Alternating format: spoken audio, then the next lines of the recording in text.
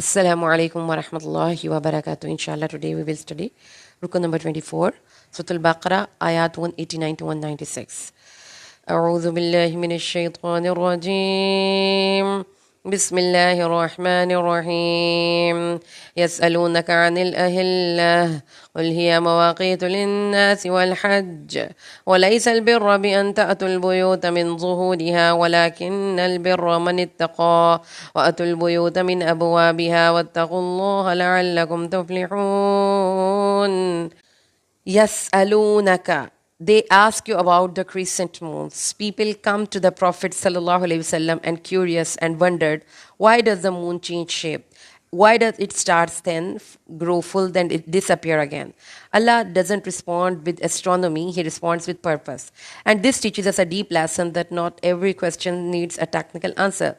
Some need a transformational one. And then Allah redirects the curiosity towards something very deep.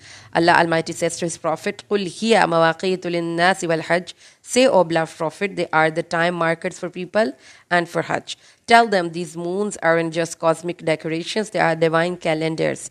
They mark the beginning of the month, the timing of worship, the rhythm of life. Whether you live or in a city or village or in a desert, this moon is there. Just look up and moon tells you the date. The announcements of Ramadan, of Hajj or Zakat, all is tied in Islam to lunar calendar.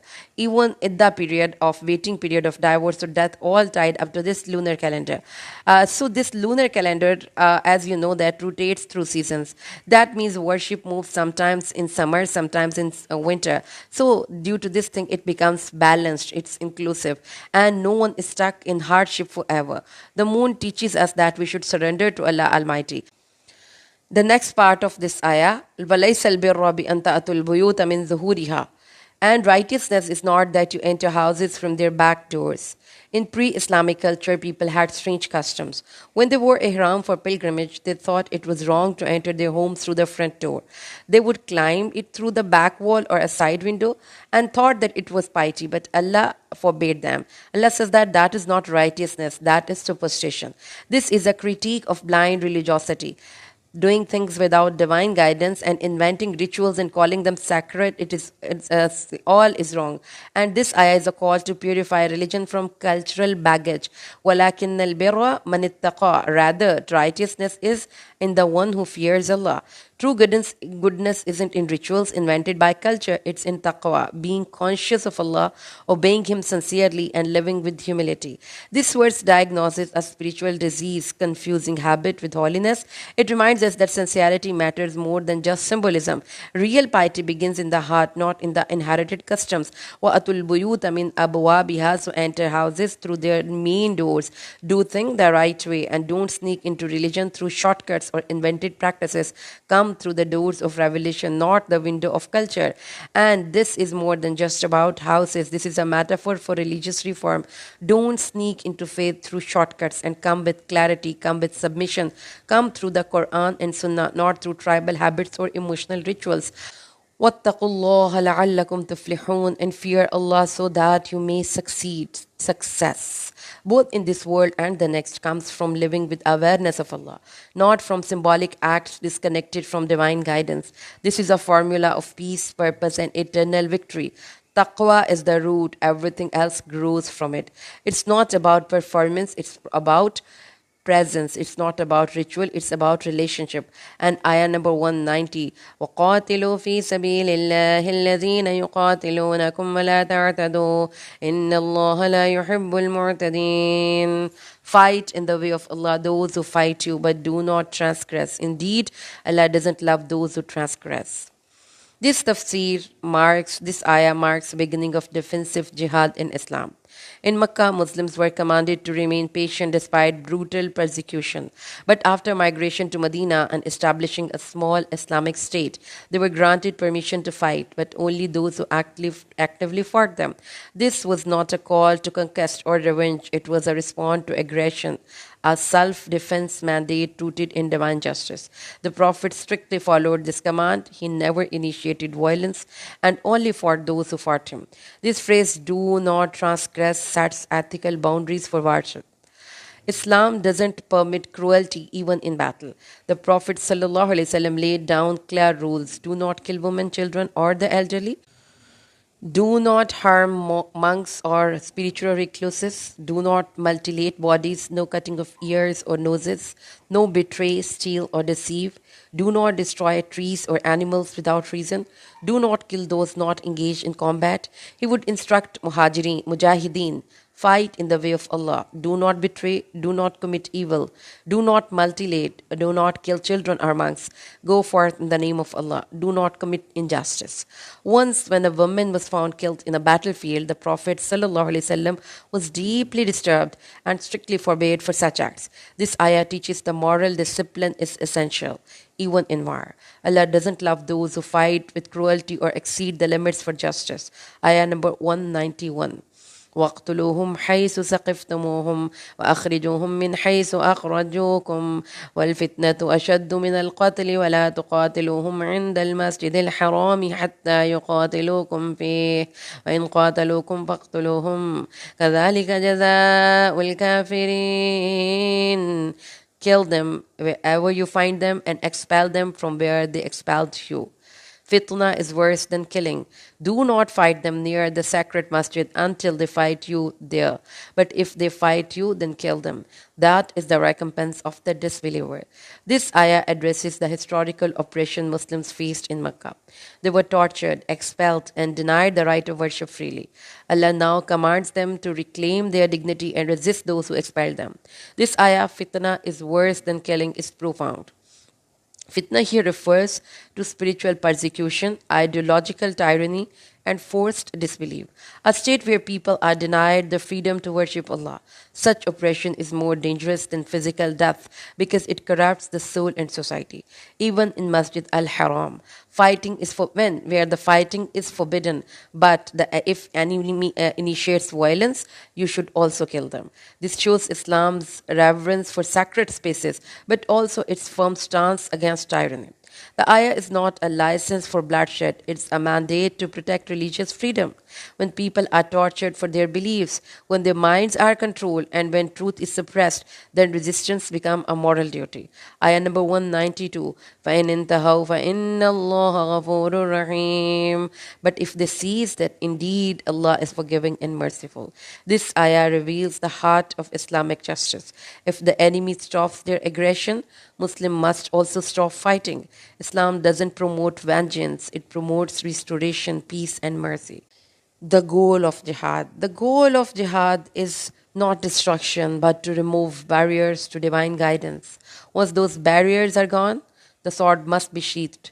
Allah's mercy is always available to those who repent, even if they were once oppressors. This ayah teaches Muslims to become compassionate in victory and to never let personal revenge override divine justice. The moment hostility ends, the obligation to fight ends too. Ayah number 193. وقاتلوهم حتى لا تكون فتنة ويكون الدين لله وإن ينتهوا فلا عدوان إلا على الظالمين. Fight them until there is no more fitna and religion belongs entirely to Allah. But if they stop, then there should be no aggression except against the wrongdoers. This ayah defines the ultimate goal of jihad: to end fitna and establish a society where religion is practiced freely for Allah alone. Fitna here means a state where false ideologies dominate, where people are forced to reject truth, and where spiritual slavery replaces divine submission. Fighting is allowed only to remove these barriers. Once religion is pure for Allah and when people can obey His command without fear, then fighting must stop. If someone continues warfare after peace is possible, they are seeking personal vengeance, not divine justice. This ayah draws a clear line. Fight only to remove oppression. Stop when oppression ends. Aggression beyond that is injustice. It teaches that jihad is not about dominance, it's about liberation of the soul, freedom of consciousness, and restoration of divine order. Any fight beyond that is a betrayal of the very ethics Islam stands for. Ayah number 194.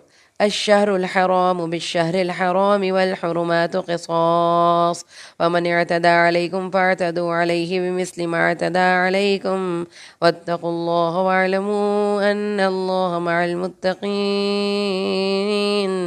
The sacred month is for the sacred month, and all sacred things are subject to the law of equality. So if anyone transgresses against you, you may transgress against him in the same manner as he transgressed against you. And fear Allah and know that Allah is with those who are God conscious. Since the time of Prophet Ibrahim, the Arab had a tradition of honoring the four sacred months. Dhul Qada, Dhul Hajjah, and Muharram, they were designated for Hajj, and Rajab was reserved for Umrah. During these months, warfare and bloodshed were prohibited so that pilgrims could travel to the Kaaba in peace and return home safely. This ayah affirms that if disbelievers respect the sanctity of these sacred months, the Muslim should also uphold it. But if the disbelievers violate this sanctity and attack Muslims during these months, then Muslims are permitted to retaliate, even during the sacred months. This permission was necessary because the Arabs had corrupted the system. They would launch surprise attack during sacred months and then justify it by shifting the sanctity to another month, calling it Nasi, that is postponement. And if they say we forget, as if they said that we forgot, they manipulated the calendar to suit their desire for revenge and plunder. Muslims then asked, what should we do if the disbelievers use this trick and attack us during a sacred month? This verse was revealed in response. When the Prophet ﷺ went for Umrah in Dhul Hajj 6 Hijri, the disbelievers blocked him and his companion from entering Mecca. Eventually, a treaty was signed, known as the Treaty of Hudaybiyah, allowing Muslims to perform Umrah the following year. In 7 Hijri, when the Muslims returned to Umrah, they feared the disbelievers might break the treaty again. This verse was revealed to guide them. If the disbelievers honor the sacred month, you must too. But if they violate it and fight you, then you may respond. Even during those months, the phrase then transgress likewise here means matching their aggression only to the extent necessary for defense, not exceeding it. وأنفقوا في سبيل الله ولا تلقوا بأيديكم إلى التهلكة وأحسنوا إن الله يحب المحسنين. And spend in the way of Allah and do not throw yourself into destruction with your own hands, and do good. Indeed, Allah loves the doers of good. This ayah follows the previous command of fighting in Allah's path. It emphasizes the importance of spending in preparation for jihad and warns against negligence. Allah says, spend in the way of Allah and do not throw yourself into destruction with your own hands. If Muslims fail to prepare for jihad, physically, financially, and spiritually, then they risk being overpowered by the enemy. That is true destruction. Abu Ayyub al-Ansari said this verse was revealed about them. When Islam became strong and had many supporters, some companions privately said, our farms and gardens have been neglected. Now that Islam is secure, let us return and restore our wealth. But Allah corrected them through this ayah. The real destruction was not in losing wealth, but in abandoning the jihad or struggle for Allah's cause, staying behind to fix worldly matter while neglecting religious duties of jihad was true danger. Even if you are all alone. And it is said by the scholars, if a lonely Muslim fighter can harm the enemy, weaken their morale, or achieve martyrdom in a way that benefits Ummah, then it is not self-destruction, it is sacrifice, it's martyrdom. But if Muslims abandon jihad for comfort, luxury, or fear, they expose themselves to real loss of land, honor, and faith. 196, the final ayah of this ruku. وَأَتِمُّوا الْحَجَّ وَالْعُمْرَةَ لِلَّهِ وإن أحصرتم فما استيسر من الهدي ولا تحلقوا رؤوسكم حتى يبلغ الهدي محله ومن كان منكم مريضا أو به أذى من رأسه ففدية من صيام أو صدقة أو نسك وإذا أمنتم فمن تمتع بالعمرة إلى الحج وما استيسر من الهدي فمن لم يجد فصيام 3 أيام في الحج و7 إذا رجعتم تلك 10 كاملة ذلك لمن لم يكن أهله حاضر المسجد الحرام واتقوا الله واعلموا أن الله شديد العقاب. And complete Hajj and Umrah for Allah. But if you are prevented, then offer what can be obtained with ease of sacrificial animals, and do not shave your heads until the offering reaches its place. And whoever among you is ill or has an ailment of the head, then he is to offer a ransom of fasting or charity or sacrifice. And when you are secure, then whoever performs Umrah in preparation for Hajj, let him offer what can be obtained with ease of sacrificial animals. But whoever cannot find or afford one, then a fast of 3 days during Hajj and 7 when you have returned, that is 10 days complete. This is for those whose family is not resident of Masjid al-Haram and fear Allah and know that Allah is severe in punishment. Commentary. The ayah shifts focus to rule of Hajj and Umrah. It begins complete the Hajj and Umrah for Allah. Once a person enters the state of Ihram, they must complete the pilgrimage. Whether it's obligatory or voluntary, once begun, it must be fulfilled. If prevented from completing it due to illness or enemy obstruction, then a sacrificial animal like a goat or cow must be offered at the place of stoppage, and a person must exile her ihram. In 6th Hijri, the Prophet ﷺ was blocked by the disbelievers from entering Mecca. Then what did he do? He sacrificed his animal and exited ihram.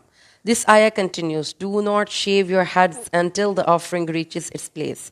This applies in peaceful conditions, but if illness or hardship forces someone to shave early, they must offer a compensation. Fast 3 days, feed 6 needy people, each about 1 kg of food, or offer a small animal. Ka'b ibn Ajra was brought to the Prophet with lice falling from his face. The Prophet said, I didn't know you suffering so much.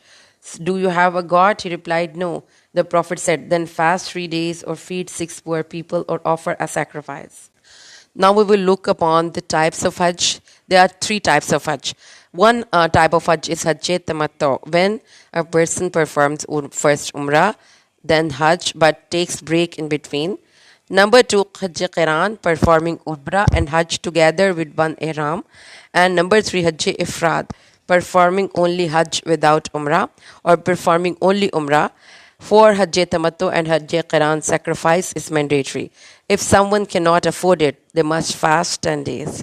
3 days during Hajj before Eid or during the days of Tashriq, 11th, 12th and 13th Zulhajj, 7 after returning home.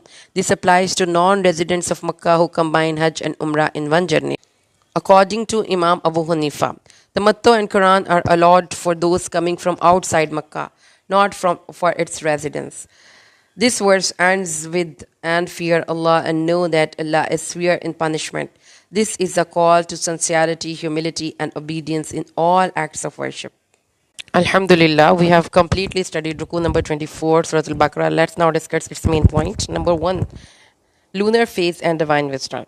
Allah explains the waxing and waning of the moon. 2 key reasons are given. First, it serves as a natural calendar for Islamic rituals such as Hajj and other sacred timings. Second, it's a universal calendar for people living in deserts, in riversides, and remote areas where solar tracking is difficult. The sun helps us determine prayer times, while the moon helps us tracking durations in months. Number 2 point that we discussed here in this Ruku number 24 was correction of pre-Islamic innovations, that is Bid'ah. One misguided practice from the age of ignorance was that people, upon entering the state of Ihram for Hajj or Umrah, would enter their homes from the back doors. Allah forbade this and instructed that whether in Ihram or not, one should enter homes through their proper doors. True righteousness lies in God consciousness, not in ritualistic distortions. Number 3, principles of defense warfare. Allah then outlines the ethics and objectives of self-defense in warfare. Number 1, the purpose is to uphold the word of Allah and protect religious space and dignity. Number 2, no one is allowed to invade another spiritual domain or forcefully alter their beliefs. Number 3, Islam strictly condemns coercion, torture, and in matters of faith, declaring the fitna is worse than killing. Therefore, Muslims are permitted to defend their space, dignity and belief even in sacred places like Masjid al-Haram if they are attacked. However, they must not transgress limits. If the aggressor sees their hostility, Muslims must also stop. This was the first divine permission for Muslims to defend themselves with the condition that they neither oppress nor tolerate oppression. And the final verse 196, here we find guidance on Hajj and Umrah. In the first ayah of this ruku, in the final ayah of this ruku, Allah provides detailed instructions regarding the sacred obligation of Hajj. Once the ihram for Hajj is initiated, it must be completed. The three types of Hajj are discussed: Tamattu, Qiran, and Ifrad. And Tamattu and Qiran require a sacrificial offering. If one cannot offer a sacrifice, then fasting for 10 days is prescribed. If in situations where Muslims are prevented from reaching the sacred areas, they must slaughter the sacrificial animals and then exit the state of ihram. So here, alhamdulillah, we have completely studied this ruku number 24, Surah Al-Baqarah.